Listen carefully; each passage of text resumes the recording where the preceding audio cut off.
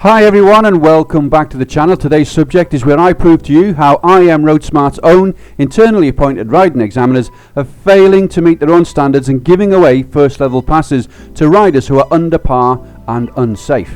This is a 30-minute video and you'll need to open up a second window to watch both videos side by side. And for all who are new to the channel, then welcome and feel free to view my other videos, which are often interlinked with each other.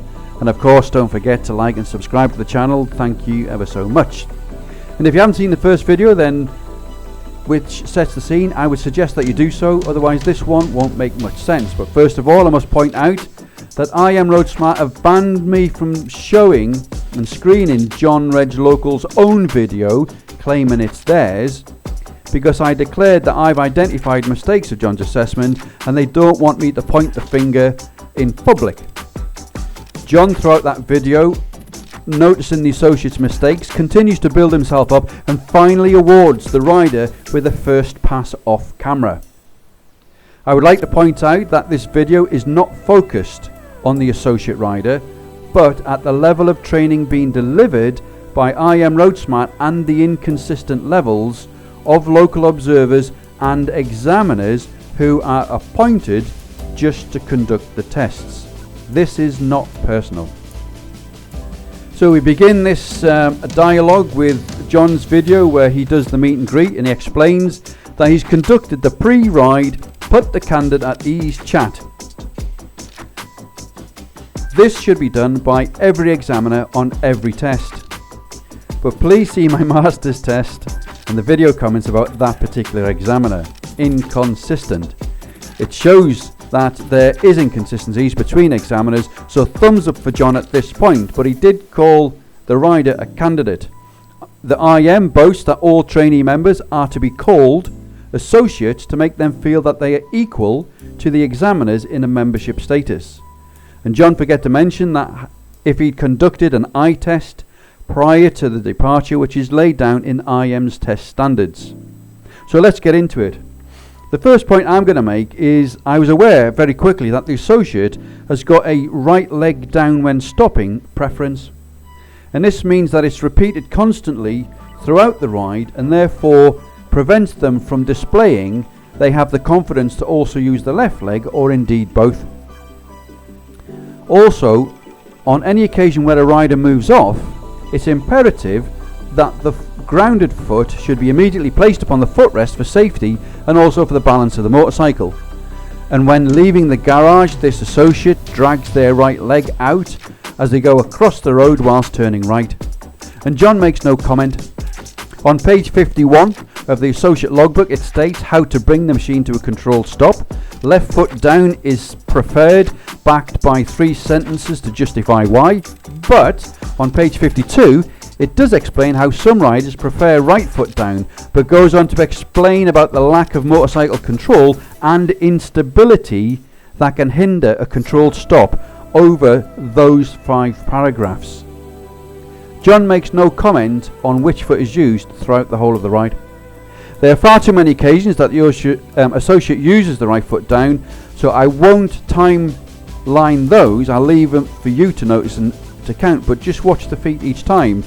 But there is a particular junction that I will highlight. So we're getting in now, 3 minutes we're in and 9 seconds, that's the first timeline, that's how I'll do it. The associate moves off whilst performing a right shoulder check, too late to be of any use. It's all about timing, effective timing, to create your effective safety bubble. No comments from John. Having already stated he put the associate at ease at the start, he then explains that he allows the first 10 minutes to slip by to allow the rider to settle down. Now, that doesn't accommodate and allow people to make mistakes, but he is. This is not part of the test criteria. You can either ride at test standard or you can't. Here at 3 minutes and 10 seconds, the associate stops with the right leg down and then continues to move off to the left direction whilst dragging the right leg in the air. No comments from John. Throughout the whole of the ride, whilst the associate is under 40 miles an hour, they have a tendency to open their visor, which is their preference. But it's not really a good idea should you get a bumblebee in the eye. Right, no comments from John. At 4 minutes and 08 seconds, the associate chooses to look to the right as they're approaching the jogger who's coming from the left on a footpath. But what if that jogger stubbed their toe and stumbled into the road? Good all-round observation is only achieved by good prioritization and timing. Where to look and when and why. No comments from John. At 4 minutes and 13, the associate, whilst catching up to a car that's turning left at a crossroads, looks to their right, swerves to the right away from the silver car, and reduces, by doing so, their safety bubble in relation to moving closer to a black car which is coming towards them through the crossroads, who is waiting to turn right across the rider's path. John praises this manoeuvre. In the same location at 4 minutes and 14, the associate gets closer to the black car who's waiting to cross their path, but takes their eyes away and looks longingly to the left, away from the immediate danger. Always have your eyes on the closest level of danger, which in this case should have been the black car. No comments from John. Throughout, the associate rides over many manhole covers. I'm not going to keep repeating them, but they do. I think it comes at once. But you should always practice to avoid manhole covers in the dry, so it becomes second nature in the wet. Throughout the whole of John's video, I was aware that the video cuts and jumps its way through like a skipping stone. I won't mark those timelines, but just be aware yourself as the picture jumps, the timelines are changing, so we're missing out lots of information. From 5 minutes in, the associate appears to spend the greater majority of their time riding in position 2 and not really maximising the use of the road available, which shows a lack of confidence and the ability to ride or read the road in the direction of travel. At 6 minutes and 21, whilst moving up to 50 miles an hour, the associate gets into what John states as an overtake position, and he declares it's a good 2-second rule following position. You watch the video and you do the count. At 7 minutes and 26, the associate is required to turn left into a side road, but front and right there are 2 cars waiting to pull out from a side road, and there's a car coming towards. The associate at this time is in position 2, where position 1 could have increased the size of their safety bubble from those vehicles, even if it meant slowing down further to negotiate the left-hand turn. No comments from John. At 7 minutes and 31, after a slightly late left shoulder check, the associate does then turn left into that blind turn, straight across, guess what, a manhole cover. A later turning point would have helped them to see further into the blind turn and also miss the cover. John states at this point, however, that the rider should have only needed to drop down 1 lower gear before turning left. Well, every bike is different, and the gearbox is different, and it's a common mistake made by IAM examiners from one motorcycle to another. At 8 minutes and 07, after passing a warning sign for a double bend first to the right, the associate arrives in position 2 to approach an openish uphill right hand bend where position 1 would have been much better for visibility ahead. Their approach speed looked to be too quick because of not using position 1, but John praises this negotiation. At 9 minutes 24, John commends the associate whilst negotiating a double mini roundabout manoeuvre, but had the rider entered the second mini roundabout in a position 1, they could have straightened out the right exit of the mini roundabout and prevented that sharp looking wobble on exit manoeuvre. John at 10 minutes and 1 second mentions overspeeding in a speed reduced zone. Speeding is speeding, and it's a test, so if you speed in a test, that's a fail. At 10 minutes and 55, the associate maintains a 60 miles an hour speed whilst going up and over a blind crest, but fails to reflect or react when seeing the slow sign painted on the road surface, or the junction to the right, which gives entrance to a house on the right, and also the left stone wall, which identifies the nature and tightness of the bend beyond, but they don't seem to adjust their speed.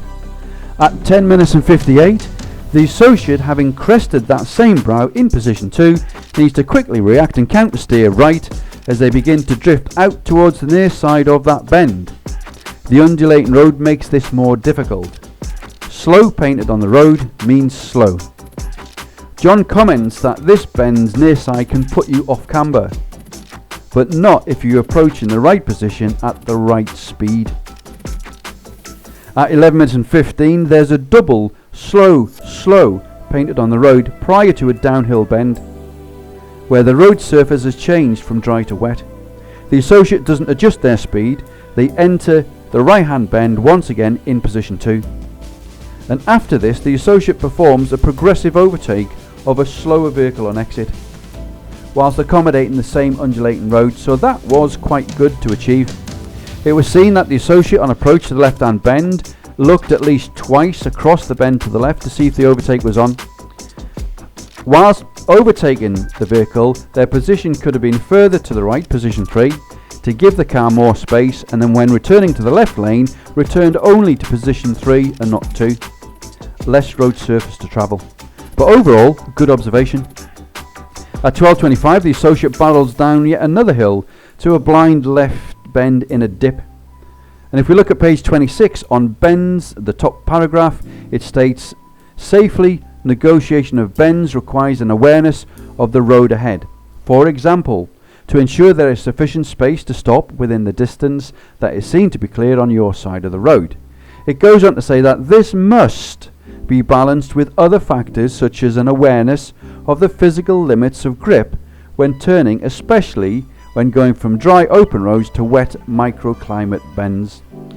John comments about good use of the limit point, which I don't agree. At 12:26 on the same bend, they exit the left bend with its microclimate in position 3 because they've drifted wide. When the next obstacle is a right hand bend, you should always try to exit a bend in the right position for the next obstacle. Slower in might have been better, and this is where the pictures displayed on page 27 can be misleading to these situations. At 12 minutes 30, the associate is again going down another hill, this time towards a chicane right to left bend with a stone wall to the right hand side affronting a house. They decided to offside at this point. For what advantage? There's dead ground at the bottom of the right hand bend as it dips, and it would have been impossible to identify this dead ground on approach. And this was followed by a tight left through a wet microclimate bend. A little more restraint before progress could have delivered a better balance. If we go to page 28 in the bottom right hand paragraph, under position correctly throughout the bend without compromising safety, it states, riders must have an unhindered view of the road surface and both curbs to be certain there are no unseen hazards. The question is, why was the rider allowed to offside when it's no longer taught? And what was the advantage of offsiding at that point if the dead ground was not yet cleared? John comments that the rider's bike could be destabilised by slowing down too much to support the fact the rider was going too quickly, but they managed the bend. Good braking technique, however, can maintain stability and then transferred over to good throttle control to achieve the same effect, but safer. And I don't know where John makes this up from. Maybe he spent too long driving cars. At 13 minutes in, John states it's the application of gas during the corners is what he's looking for. It's not what the book says. Application during a downhill tight left, wet undulating bend might just be the place to ease back on the throttle rather than making best progress.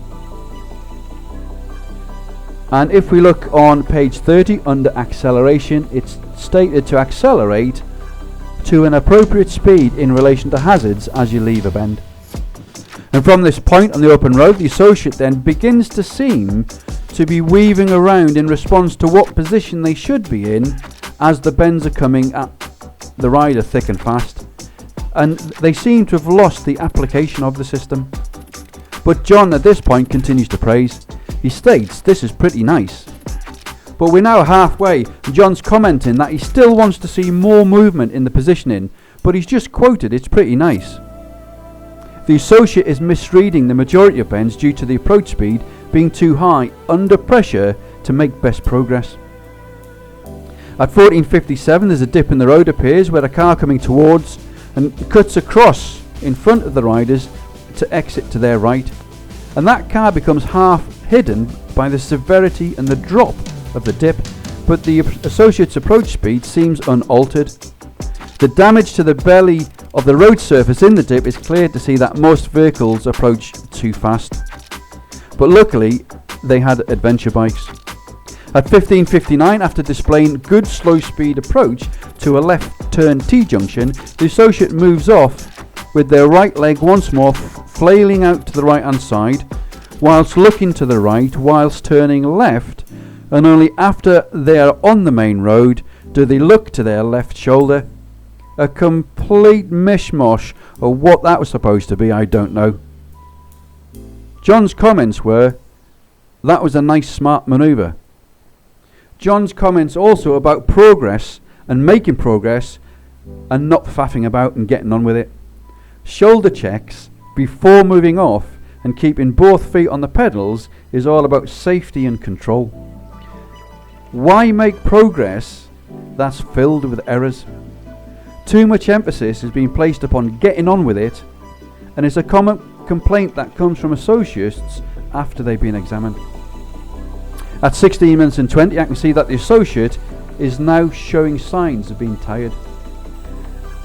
And now at 20 minutes and 9 seconds, whilst approaching a right turn on a roundabout with no traffic generally in the area or behind, the associate approaches in position 3 and stops. This means now when moving off they have to move over to the left before negotiating the roundabout. Approaching in position 1 could have reduced the access angle onto the roundabout.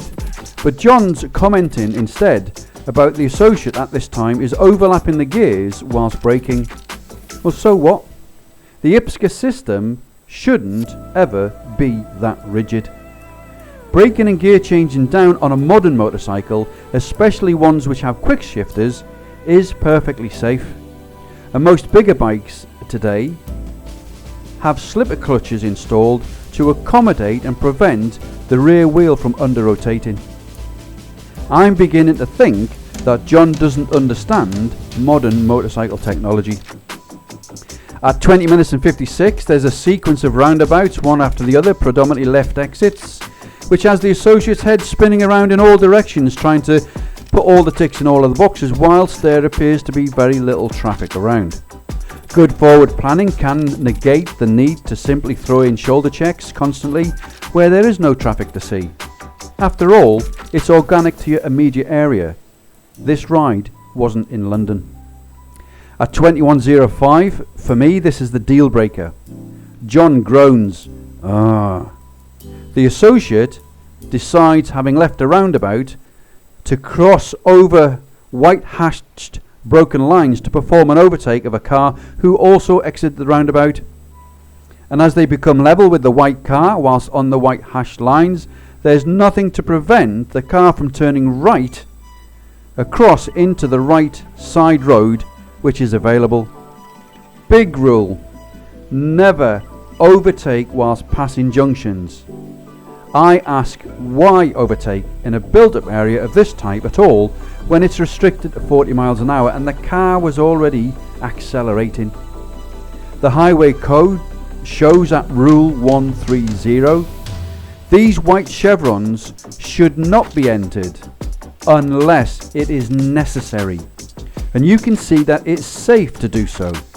The question remains, was it necessary? The associate almost runs out of space due to the white car achieving the speed limit, and at one point they go past a second right hand turn, and this in my opinion was a bad call due to being trained not to muck about and get on with it. But overtaking a car in a build-up area whilst passing right side turns is a big no-no, and John at this point struggles to approve. The highway code clearly states, rule 167, do not overtake where you might come into conflict with other road users, for example approaching or at a road junction on either side of the road. This in my opinion is where the test should have been stopped and the rider debriefed from a point of safety so that this situation is not repeated. In the wording of the highway code, the musts and must nots are normally attached to road traffic law, although at the bottom box it says failure to comply with other rules of the highway code will in itself not cause a person to be prosecuted. The highway code may be used in evidence in any court proceedings under the Traffic Acts to establish liability. Had that car turned across the rider, who would be to blame? This includes rules, as it says, which use advisory wording such as should and should not, or do and do not, and as we've just seen, it says clearly do not overtake past right-hand junctions. This was a point of safety. The test should have been stopped, and therefore protecting the rider from repeating that safety error. And John says, I'll give you that one. But let's see what the associate logbook says on page 37. Overtaking. At times, it says, even a perfectly executed overtake within the speed limit can be seen as dangerous by other parties. In fact, overtaking is the area where riders are most likely to come into conflict with another road user. Either the driver of the vehicle being overtaken or the driver of another vehicle that witnesses in the manoeuvre. Ask yourself whether any overtake you are about to attempt is really necessary and worthwhile. What's the point, it says, in exposing yourself to unnecessary danger to jump one or two places of traffic in a queue? At 21 minutes and 29, shortly after, whilst waiting at the next roundabout to turn left, up beside us pulls the same white car that we've just overtaken, so we haven't made any progress at all. Too much emphasis is being placed upon riders to overtake under test conditions when they're already under pressure, and that leads to mistakes. It needs to stop. At 22 and 14, John comments that the associate's position is beginning to look better. The rider is now using all of the zone of position 2, but has not yet actively shown presence in position 1 or 3. At 23 minutes in, John is finding excuses now for the lack of positioning. The bottom line is, if the associate is confident enough to display an offside manoeuvre on a blind wet bend, then they are definitely confident enough to use all of the positions on open roads. And the majority of the roads that day were dry. No excuses. At 25 and 01, the associate stops at a roundabout to turn right. And as usual, the right foot is down, but that's not the problem. If you look closely at the surface of the road in front of the motorcycle, you'll see there's a straight line of what looks like an oil spillage along the sump line. And the rest of the road area is dry.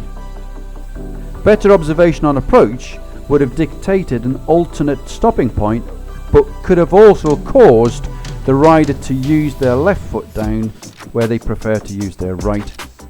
But luckily when they moved off, they missed most of it, and I'm not sure why they chose that position 3 and then stayed in position 3 to continue to negotiate the roundabout, which not only limits their visibility but visibility of themselves to other road users.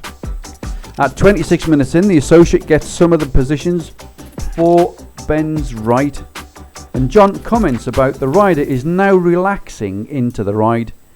It's 26 minutes in. How long do you need to relax after being put at ease in the beginning? At 27 minutes and 17 seconds, John references the rider using position 5. John, that's not even in the associate logbook. At 29 minutes and 4 seconds, John criticises the associate for following a cyclist whilst there is traffic towards on an open rural road. At this point, I agree with the associate rider. What if the cyclist swerves around a pothole that you can't see whilst you're parallel with the cyclist? Where could the rider go? Progress and restraint has to be balanced. In the new highway code, which has been updated, it is abundantly clear as to who carries the greater responsibility of safety and making decisions in regards to vulnerable road users. And that's highlighted within rules Hotel 1, Hotel 2 and 3.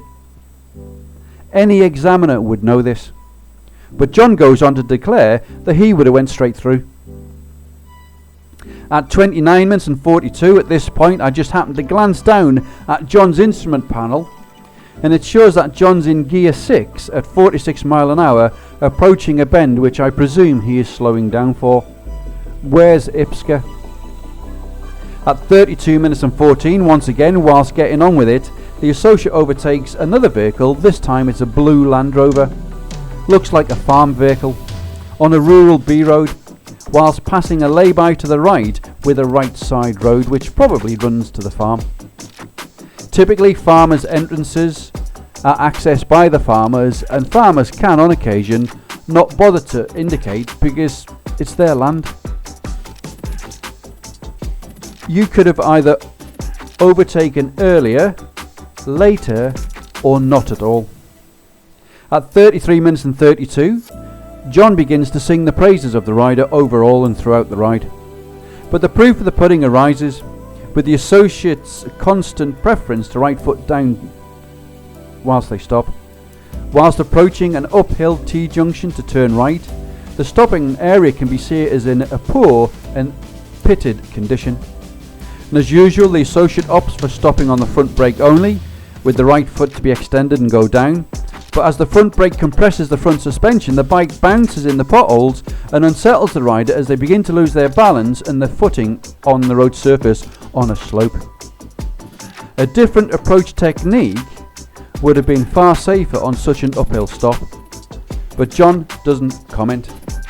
The associate then moves off, with their right leg dangling once more whilst they're looking over their right shoulder for a shoulder check, having already moved rather than doing it before and then looking in the intended direction of travel. At 34 minutes and 39, John is now talking to himself to big up the offering the associate a minimum of a pass and possibly a first pass. And he goes on to say that it's very rare that we give out these first passes. When I took my first IAM riding test over 20 years ago, I was self-taught and I passed that test. Some 20 odd years later, for fun, I decided to take it again, but I had to go through the rigmarole of joining a local group whose group leader decided to observe me twice and confirm that I was indeed with all ones test ready.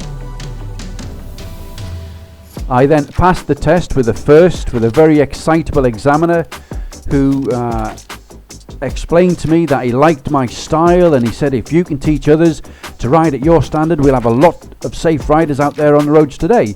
So I did progress. I went through the local and national observer, and I have 100% associate first pass record to date.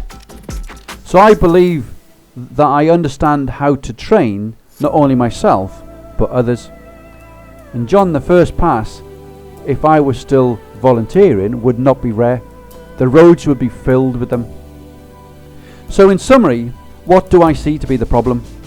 It starts at the top, of course, with Richard Gladman, who is the author of the Associate Logbook, and please see that additional video about his publication. He is responsible for the training standards not only of the volunteers, observers, who coach paying associates, but also for the standards of the examiners themselves. Richard Gladman, with a conversation with myself, confessed that he was aware that their own examiners are not cross-checked often enough to put everybody on the same song sheet in relation to standards. Because I'd raised this issue with him some 2 years ago about the inconsistencies within the IAM. And needless to say, I'm no longer an active member of the IAM anymore, as I cannot and will not volunteer with any company who has such inconsistent training and testing standards. You can have as much paperwork as you like filled in, but the fact is on the streets. If I were to produce the debrief for that associate on the day, I would approach him and say, first of all, well done for the hard work you put into your ride, but on this occasion, Unfortunately, I've awarded you as a fail. I would then go on to say that the fail would be marked upon the examiner's record sheet as a 2 in the safety and legality box. Anything other than a 1 in safety automatically results in a fail. If we look at the criteria for safety and legality, it states, as the examiner, you decide if the associate's ride is legal. Surely this can only be decided by serving police officers and not ex-police officers or indeed civilian examiners. There may be a trade-off, it says, between legality and safety. Consider if a police officer would prosecute for any breach of the road traffic legislation, or whether what was done was reasonable in the circumstances. An associate, it says, cannot plan to exceed the speed limit. The driver on this occasion could have experienced fear and alarm when the rider swerved back in before running out of space due to the driver achieving the 40-mile-an-hour speed limit. Under overtaking, it goes on to say, does the associate understand the principles of overtaking, including the following position and then demonstrating a safe overtake? I do not believe that this overtake, due to all of the rules in the highway code and the guidance of the associate logbook, to be a safe overtake. And the report would be marked as a 2 for safety and then result in a fail. And as for the examiner, Reg Local, I can't even point the finger at him, because he's been given the freedom to ride and examine the way that he sees fit. Where's the control measure for him? Surely it has to be Richard Gladman. Where's his control measure? It's the publication. The publication is unbalanced, and the inconsistencies fall within the whole of the structure of IAM Roadsmart. So where do you point the finger? The only person left is the CEO. Well, I hope this video has been useful, and don't forget to ring that notification bell for the rest of the IAM videos that I will be releasing, in particular the local observers, national observers, masters and so on. And always remember, think safe, ride safe, and I hope to see you on the next one. Bye for now.